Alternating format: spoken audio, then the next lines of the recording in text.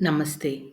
Book reading సెషన్‌లో theosophical society వాళ్ళది జిడ్డు కృష్ణమూర్తి గారు 'అల్సియోన్' అనే పేరుతో వాళ్ళ పరమ గురువులు ఇచ్చిన బోధనలను 'at the feet of the master' అనే పుస్తకంగా ప్రచురించారు.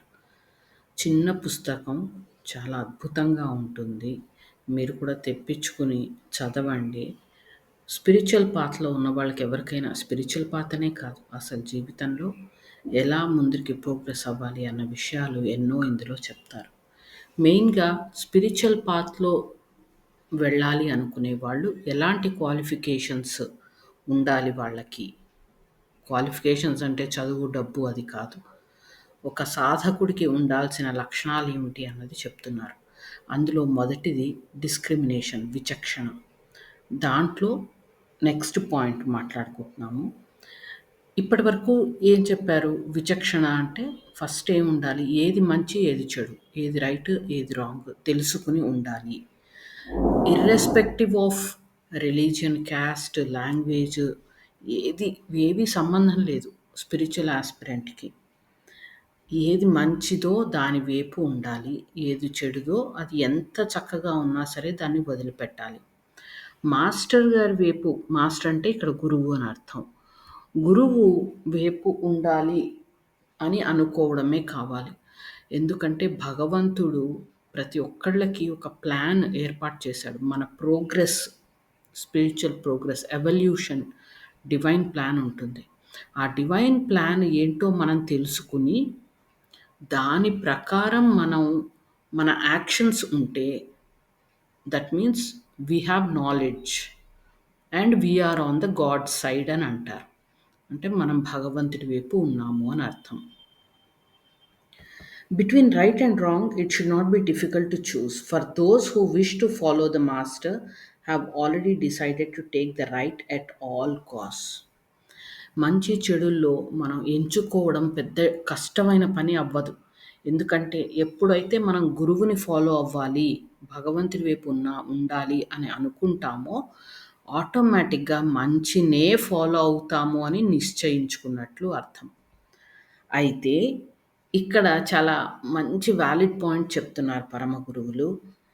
But the body and the man are two and the man's will is not always what the body wishes. మనం శరీరము అని అనుకుంటాం కానీ మనము, మన మనసు లేదా ఆత్మస్వరూపము, శరీరము 2 వేరు వేరు. మనిషి ఆత్మస్వరూపంగా ఉన్న మనిషి స్పిరిచువల్ ప్రోగ్రెస్‌కి ఏం కావాలనుకుంటున్నాడో అది శరీరానికి కావాలి అని ఖచ్చితంగా చెప్పలేము. చాలా సార్లు మనం ఒకటి చేయాలనుకుంటే మన శరీరం దానికి ఆపోజిట్ చెప్తుంది. అవునా? కాదా? ఆలోచించండి. మీరు ఏదైనా చేద్దాము అనుకుంటే శరీరం ఏమంటుంది? ఎందుకులే ఇప్పుడు అలసిపోయాము, లేకపోతే కాసేపు రిలాక్స్ అవుదాము, కాసేపు టీవీ చూద్దాము, ఇంకా వేరే ఏదో చేద్దాము అని అంటూ ఉంటుంది. అయితే ఇది మన అంతర్వాణి కాదు. ఇది మన యాక్చువల్ మనలోని వాయిస్ కాదు. అది శరీరం ఇచ్చే ఎక్స్‌క్యూజెస్ మాత్రమే. అందుకని భగవంతుడి వైపు ఉండాలి అంటే మనస్సాక్షి, మనస్సులో మనకి ఏది అనిపిస్తుందో, ఏది చెయ్యాలి అని అనిపిస్తుందో, మన అంతఃకరణలో ఏది అనిపిస్తుందో అదే కరెక్ట్. అంతేకాని ఈ ఫిజికల్ బాడీ లేదా యాస్ట్రల్ బాడీ, మెంటల్ బాడీ ఇవేవీ మనం కాదు.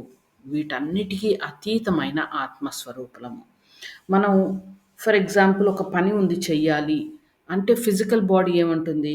వద్దులే రెస్ట్ తీసుకుందాము, లేకపోతే ఏదన్నా తిందాము, లేకపోతే ఇంకేదన్నా తాగుదాము, ఇలా రకరకాలుగా సిగ్నల్స్ పంపిస్తుంది. మామూలుగా అయితే ఏం చేస్తాం మనము? ఈ శరీరం పంపించే సిగ్నల్స్ మనవే అనుకుని, వద్దులే ఇప్పుడు మెడిటేషన్ వద్దు, లేకపోతే పూజ వద్దు, లేతే పారాయణం వద్దు.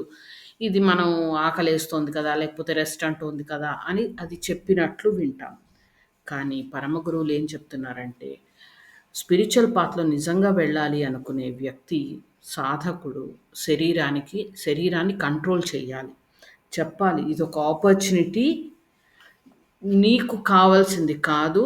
అసలు చేయాల్సిన పని చేశాకనే నీకేది కావాలో అది ఇస్తాను అని శరీరాన్ని మనం కంట్రోల్‌లో పెట్టుకోగలగాలి.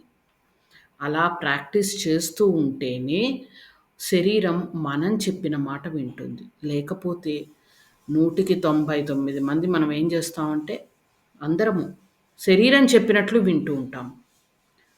కరెక్ట్ పని చేయాలని మనసుకి తెలిసినా అది ఫాలో అవ్వకుండా శరీరం చెప్పినట్లు వింటూ ఉంటాం. అది తప్పు. తప్పు అంటే మన వల్ల కాదు అంటే నెమ్మదిగా సాధన చేసుకుంటూ, నచ్చజెప్పుకుంటూ శరీరానికి ఇది కరెక్ట్ పని చేశాకనే శరీరానికి ఏం అవసరాలున్నాయో అవి ఇస్తాను అని అంటూ ఉంటే మొదట్లో కష్టంగా ఉన్నా కొంత సాధనతో శరీరం మన చెప్పు చేతుల్లోకి వస్తుంది. మన చెప్పు చేతులు అంటే ఏంటి? అదే గురువులు చెప్తున్నారు. మనం వేరు, మన శరీరం వేరు. అది అర్థం చేసుకోవాలి. శరీరంలో ఒక భాగం లేకపోయినా మనం ఉన్నాం కదా! అలా అంటే ఈ శరీరం కానిది ఏదో మనం ఉన్నాము. దాన్నే మనం ఆత్మస్వరూపం అంటున్నాం. సో, దాన్ని స్ట్రెంథెన్ చేసుకోవాలి. శరీరం ఒక సాధనం మాత్రమే, ఒక వెహికల్ మాత్రమే. వెహికల్ చెప్పినట్లు డ్రైవర్ వినకూడదు. డ్రైవర్ చెప్పినట్లు వెహికల్ నడవాలి. సో, ఇది గుర్తుపెట్టుకోవాలి. హోప్ ఇది నచ్చిందని అనుకుంటాను. At the feet of the master మీరు తెప్పించుకోవచ్చు. లేకపోతే ఆన్‌లైన్ అయినా ఇంగ్లీష్‌లో చదవచ్చు. తెలుగులో నాకు అర్థమైనంత వరకు నాకు షేర్ చేసుకోవాలనిపించింది. అందుకని అందరికీ ఇంత మంచి పుస్తకం, మంచి విషయాలు అందరికీ ఉపయోగపడతాయన్న ఉద్దేశంతో at the feet of master book reading చేస్తున్నాము. ఎలా అనిపించిందో కామెంట్ సెక్షన్‌లో పెట్టండి. ఇంకా సబ్స్క్రైబ్ చేసుకోకపోతే సబ్స్క్రైబ్ చేసుకోండి. లైక్ చేయండి. లైక్ చేస్తే ఇది యూట్యూబ్ వాళ్ళు ఇంకా 10 మందికి షేర్ చేస్తారు. ఇంతమంది ఇంట్రెస్ట్ చూపిస్తున్నారు అని. Thank you. నమస్తే.